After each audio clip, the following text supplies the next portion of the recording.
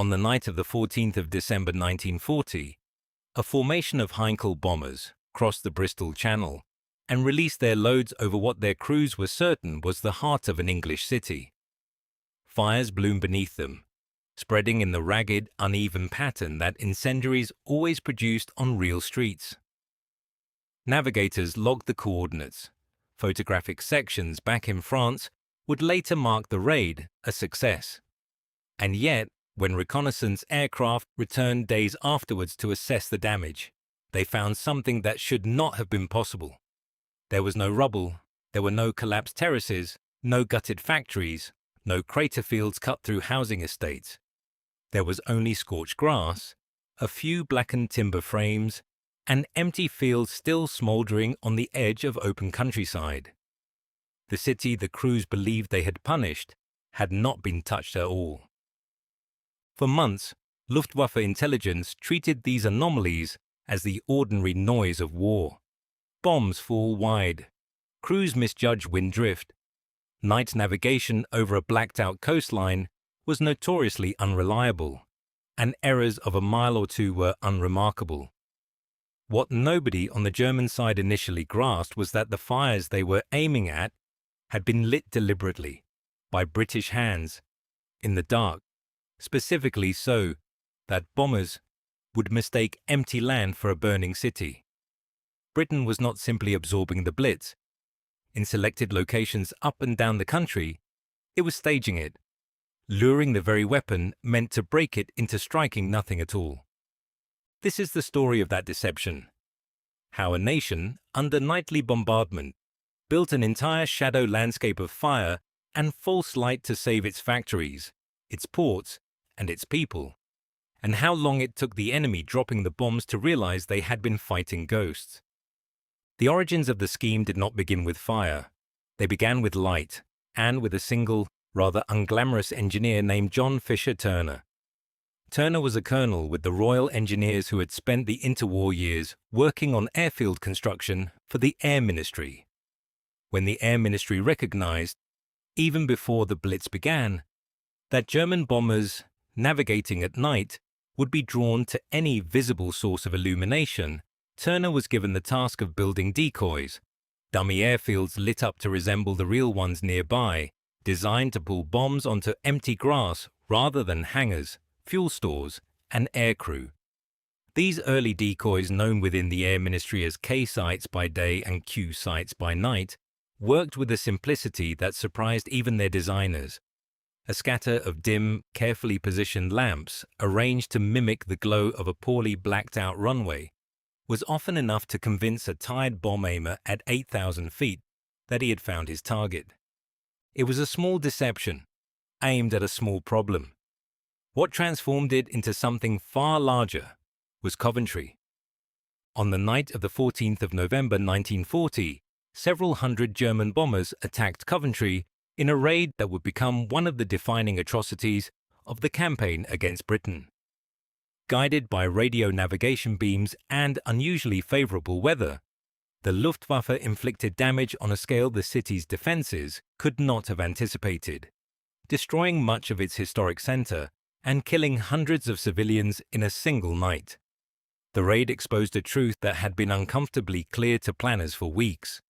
Existing anti-aircraft defenses, however improved, could not physically stop a determined force from finding and hitting an industrial city once its location was known. If Britain's factories and dockyards were going to survive the winter, something else would have to intervene between the bomber crew and the target. Not guns, not fighters, which struggled desperately at night. Something that worked on the mind of the crew before the bombs ever left the racks. Turner's small decoy program was seized upon and expanded dramatically. If dim lighting could fool a bomber into missing an airfield, then something more elaborate might fool it into missing a city. The idea that emerged, refined through the winter of 1940 into 1941, was to build sites that did not merely imitate ground features, but imitated the city as it would appear once it was already burning. A crew approaching a genuine target in the second or third wave of a raid saw not streets and rooftops but fire, a scattered, shifting field of orange light, visible from many miles out, that later aircraft were trained to use as an aiming reference. If Britain could manufacture that exact signature, in open country, a safe distance from the real city, later waves of bombers would simply aim at the wrong fire. The sites built for this purpose were given the designation SF, for special fire, though the men who built and tended them called them by a name that stuck for the rest of the war: Starfish. Each Starfish site was constructed a few miles from the city or installation it was meant to protect, positioned along the natural approach line that German bombers were known to use, and built specifically to be seen only from the air and only in darkness. By day, the sites looked like nothing at all. An unremarkable stretch of field or moorland with a scatter of odd wooden structures that gave nothing away. The mechanism itself was almost theatrical in its ingenuity. Rather than simply setting a field alight, which would burn unevenly and briefly, the men running each Starfish site used a range of purpose-built fire baskets and controlled burners, fed by pipes carrying oil, coal, and creosote, that could be ignited in sequence from a control point some distance away. Some burned in long, low troughs to suggest the glow of a factory roof alight from within. Others were built to flare and crackle in short, violent bursts, replicating the effect of incendiary bombs striking timber and igniting instantly. A separate set of devices, sometimes called boiling pots or basket fires, produced a slower, more sustained light meant to imitate a building burning steadily over an extended period. The kind of fire that a following wave of bombers, arriving perhaps 20 minutes after the first, would expect to still find a light. The operators, often drawn from local civil defense units and coordinated by a small permanent staff, would light different combinations depending on the stage of an ongoing raid, judging by ear and by the sound of approaching aircraft when to bring a particular fire up and when to let it die back down, so that the display evolved convincingly across the length of an attack rather than sitting static and obviously artificial. It was, in effect, a piece of live theatre performed for an audience of bomber crews who could never be allowed to suspect they were watching a stage. The first true test of the system came at Bristol, one of the most heavily targeted industrial cities on the western side of the country, home to aircraft works and docks that the Luftwaffe returned to repeatedly through the winter of 1940 and into 1941. A Starfish site established on high ground outside the city was brought into use during a major raid, and post-raid assessment recorded bomb craters scattered across open land around the decoy in patterns that indicated bombers had released their loads believing they were over the city itself. It was not a total substitution. Bristol still suffered grievous damage across the winter's raids, and no decoy could ever guarantee that every aircraft in a formation would be drawn away. But even a partial diversion, even a portion of a raid's tonnage falling on empty fields instead of terraced housing and shipyards, represented lives spared and production preserved that would otherwise have been lost. The value of the scheme was never going to be measured in the complete prevention of bombing. It was measured in fractions, and in a country absorbing the weight of the Blitz night after night, fractions mattered enormously. What made the Starfish program unusually effective, at least for a period, was that it exploited a weakness the Luftwaffe itself had built into its own tactics. German raids in this period typically opened with a small force of specialist Pathfinder aircraft, tasked with locating the target precisely and marking it with incendiaries so that the main force following behind could simply aim at the resulting fires rather than attempting independent navigation in the dark. This system, effective as it was against undefended cities, contained an assumption that the deception exploited directly. Once a fire was burning on the ground, later crews trusted it. They did not, as a rule, re-verify the target once markers were down. If special fire operators could ignite their decoy at the right moment, timed to coincide with or just before the Pathfinder's own markers, later bombers arriving in the main wave had no reliable way of distinguishing the genuine fire from the false one below them. The very discipline that made German Pathfinder tactics efficient against an undeceived target became, against a defended one, a vulnerability. Sites protecting factories and installations beyond the larger cities added a further layer of realism. At locations shielding key war industries, decoy planners studied the layout of the real target, closely enough to reproduce, in rough outline, the shape a burning version of it would present from altitude. A long, narrow fire might mimic a factory roof running the length of a shed.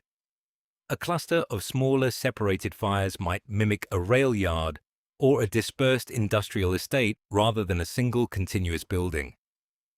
This attention to shape mattered because bomb aimers, however rushed and however imperfect their view through cloud and smoke, were still trained observers, and a fire that looked wrong, too regular, too symmetrical, too obviously a single blaze rather than the ragged consequence of multiple strikes, risked giving the deception away. The best starfish sites did not simply burn. They burned in the specific chaotic manner of a city already wounded. Crewe, a vital railway junction whose marshalling yards and locomotive works made it a target of real strategic value, was protected by decoy sites positioned to draw raids away from its tracks and sidings. Portsmouth, with its naval dockyard, and Sheffield, with its steel and armaments production, were likewise given starfish protection as the scheme expanded through 1941 to cover dozens of locations across the country. By the time the program reached its fullest extent, well over 100 starfish and related decoy sites had been constructed nationally, a scale that reflected how seriously the Air Ministry had come to regard fire deception as a genuine instrument of home defense rather than an experimental sideline. None of this went unnoticed by the Germans forever. Deception of this kind has a natural, finite lifespan, because every use of it leaves evidence for the deceived to study.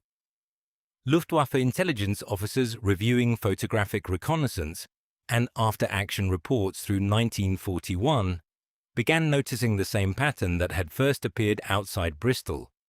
Fires reported in one location, but no corresponding damage found there on subsequent daylight survey, while a genuine target some miles distant continued operating with only partial disruption. Individually, each discrepancy could be explained away as navigational error.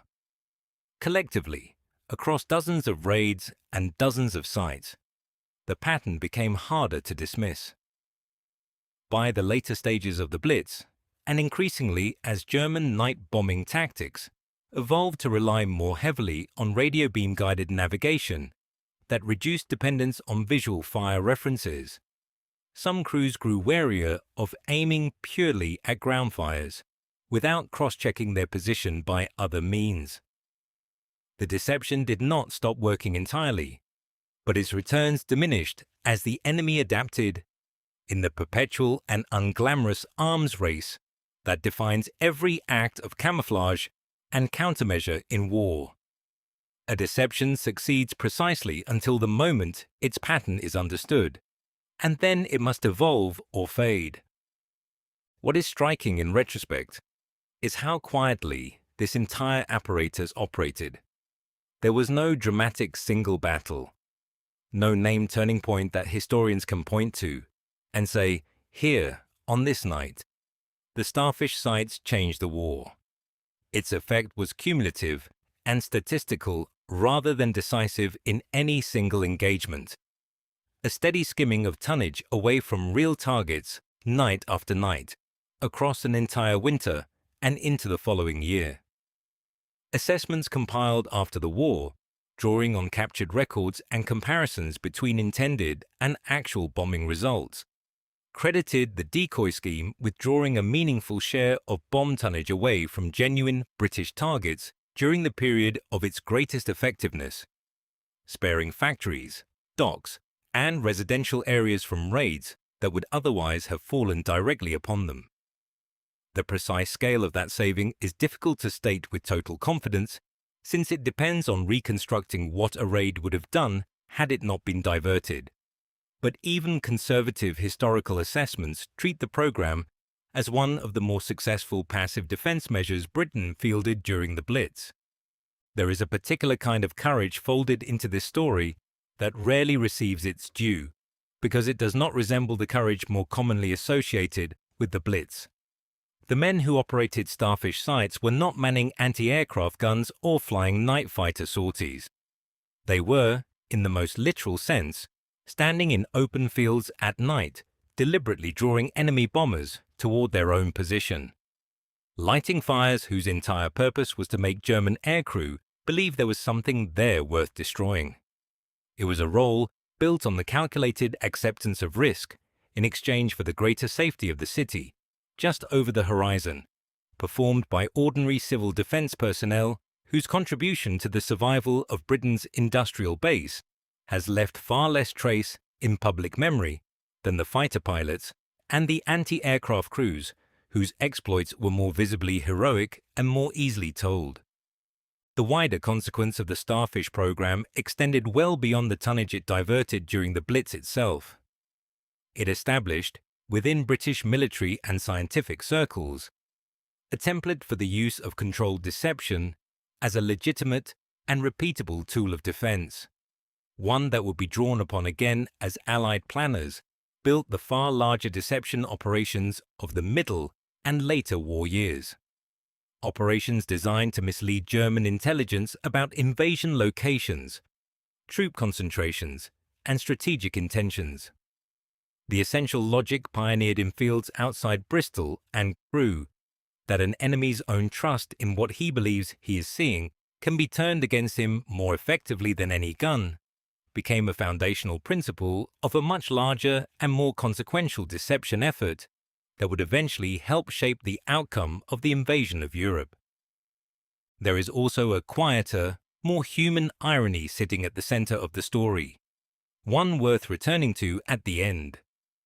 The bomber crews who flew those winter raids were, in nearly every sense that mattered to them, doing their job with skill and discipline. They navigated through blackout and flak, held their course under fire, and released their bombs where their training told them a city burned below. Their failure was not one of nerve or competence.